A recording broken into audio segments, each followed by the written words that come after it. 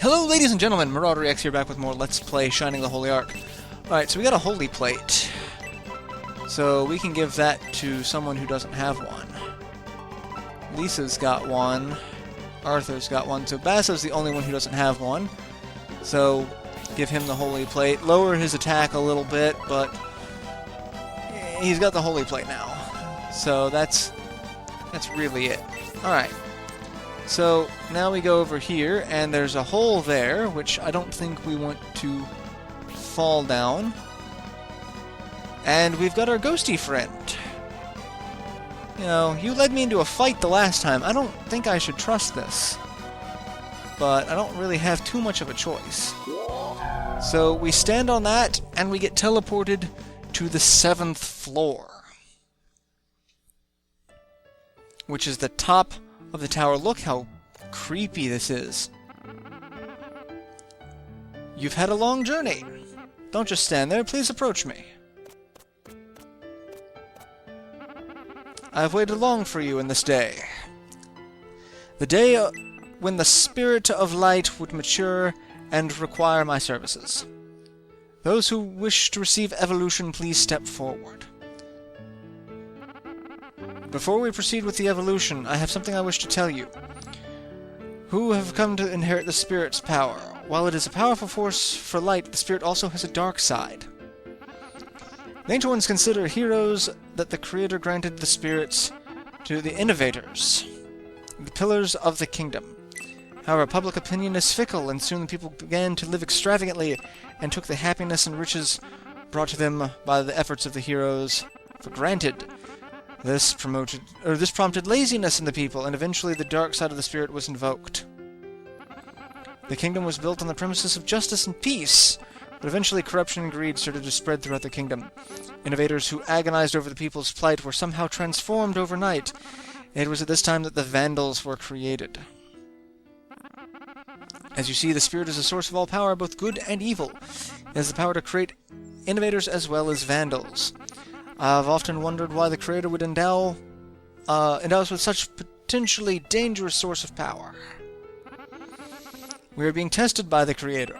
The Spirit is the Creator's own instrument to measure if a society has the ability to correctly handle prosperity.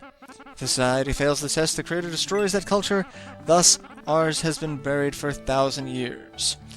This is why our kingdom collapsed. The Spirit can be a very destructive power. Given a choice, I would prefer not to perform the evolution ceremony, burdening you with the power and responsibility of an innovator. However, as Vandals have already set their plans into motion, that choice has been taken from us. Alright, so the Vandals and the innovators are two sides of the same coin. They come from the spirits. So, because we have the spirits within us, this priest is able to evolve us, and that will either turn us into innovators or Vandals.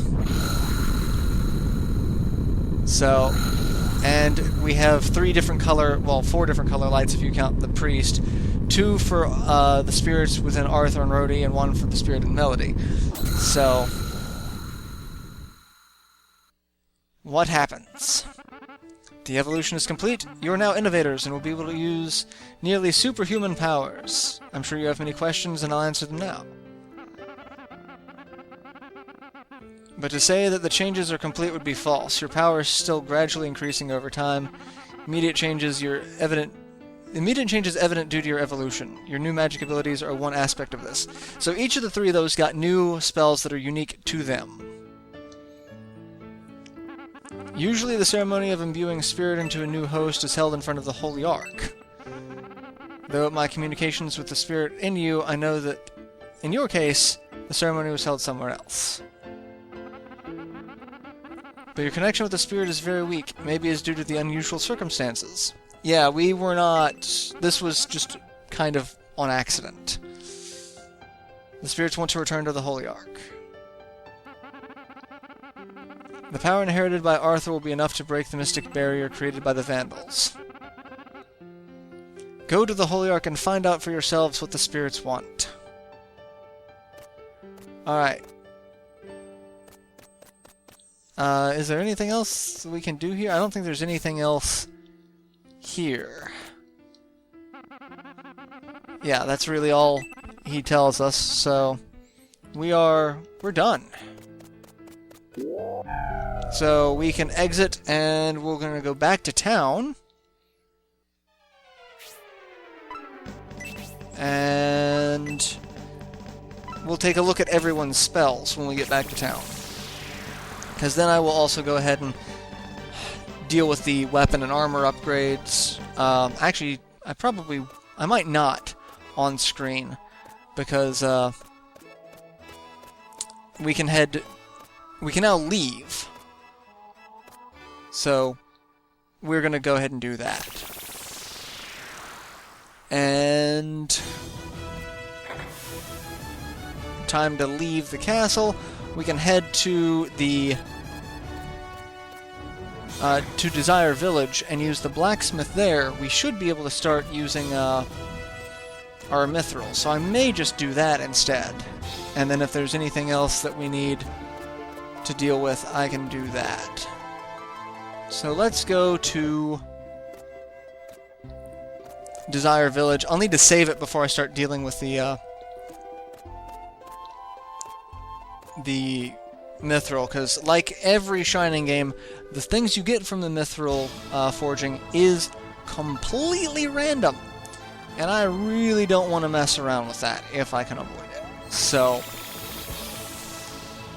we'll save it, we'll take a look at the spells, I'll see if there's any other items that we need, or if we can get anything from these shops before we deal with that.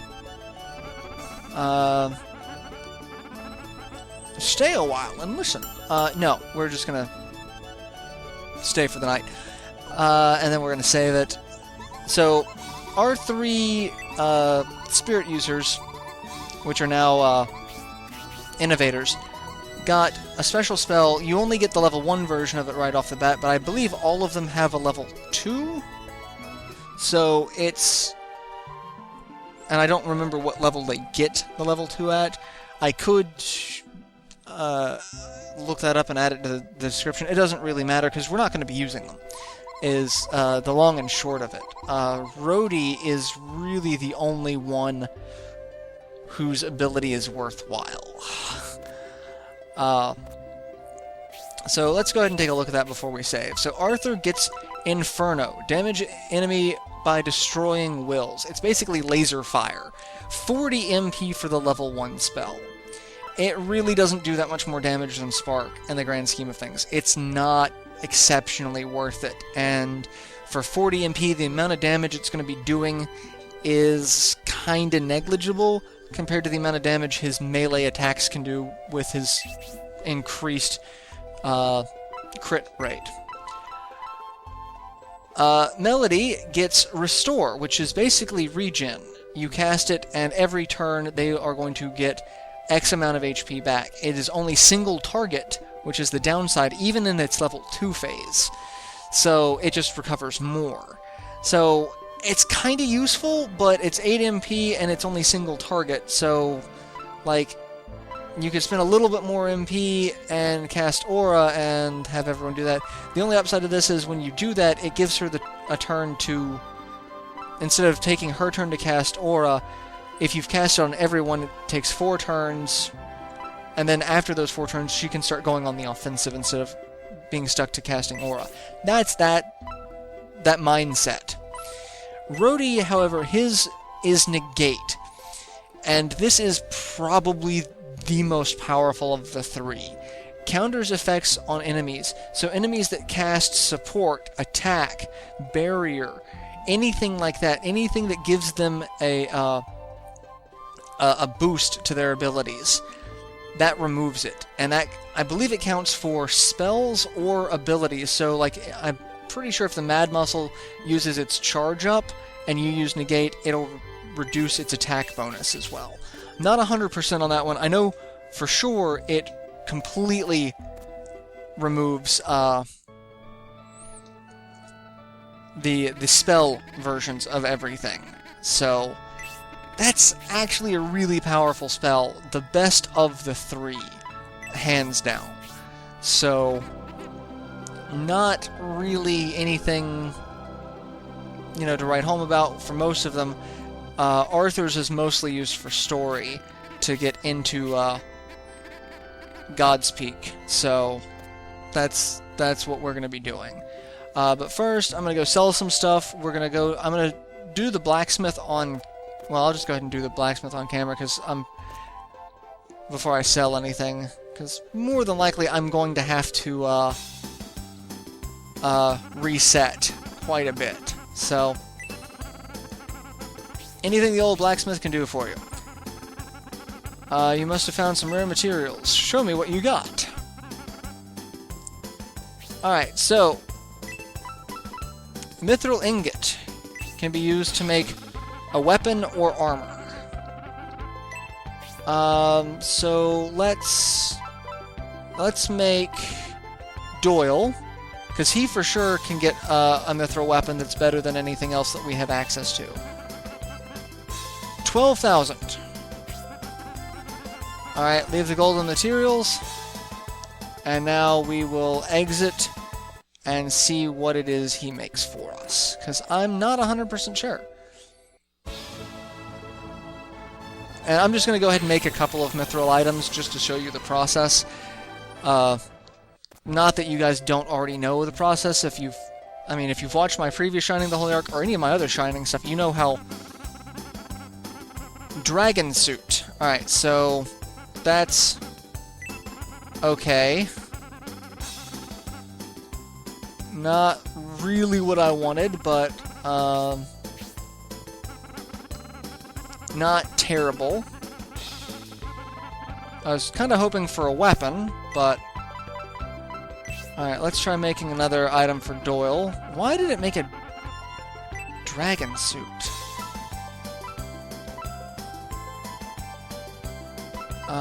Where is the dragon suit? Where did it go? Or is it on Doyle? It is. Okay, so I'm pretty sure Doyle can't use the dragon suit. But I mean, he kind of has to, because I made it for him. So that I'll look into that, because dragon suit's supposed to be... I could be thinking of dragon mail. It might be mail. The suit and the mail might be different. Yeah, so that's armor. That's kind of eh. Lowers the agility of everyone, but increases their defense and breath defense. Not that breath defense is really, you know, worthwhile in any way, shape, or form. So, that's one thing. Let's see if that actually makes a weapon. Because if we can get the weapon is what we really want. And, like I said, I'm probably going to end up doing a lot of resetting and figuring things out as I go through to get the items that I want. So, I don't want to talk to the kid. No one wants to talk to the kid.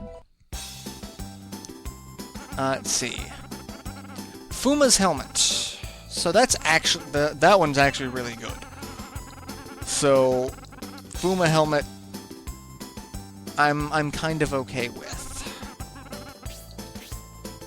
I wish it gave us more of an option to make, like, choose a weapon or armor, but there's so few things that it's kind of eh. Alright, so let's make Lisa... We'll make Lisa something, because that should be either body armor, shell, or weapon for her. It might also make a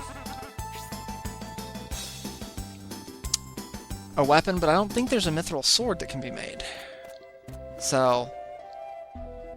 And one thing that is really frustrating is that I believe the mithril can turn into cursed items. If you're not careful. So that's a level of frustration that just... Strike sleeve. Alright. I don't know what a strike sleeve is, but... let's make a mithril ore item and see what that turns into. That'll turn into accessories. So, let's make Arthur. 800 gold. So, not really expensive for that. And let's see what the strike sleeve does. Let's see. Attack and all defense up. That's not bad. Is it? How much better is it than... So it's actually worse than what she currently already has. It raises her attack.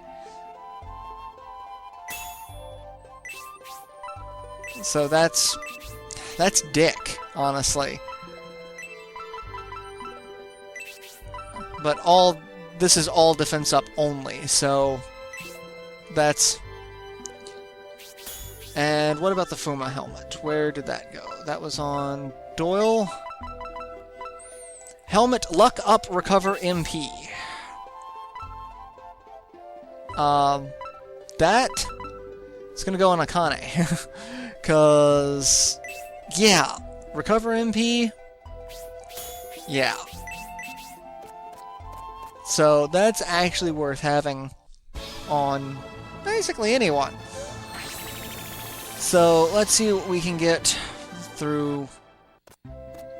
I actually might not reset this. I might keep this, because I'm getting, not great stuff, but not bad. And this game, there's really not... And a Mars chain. Oh, yes! I might actually just keep this as it's going. Because, the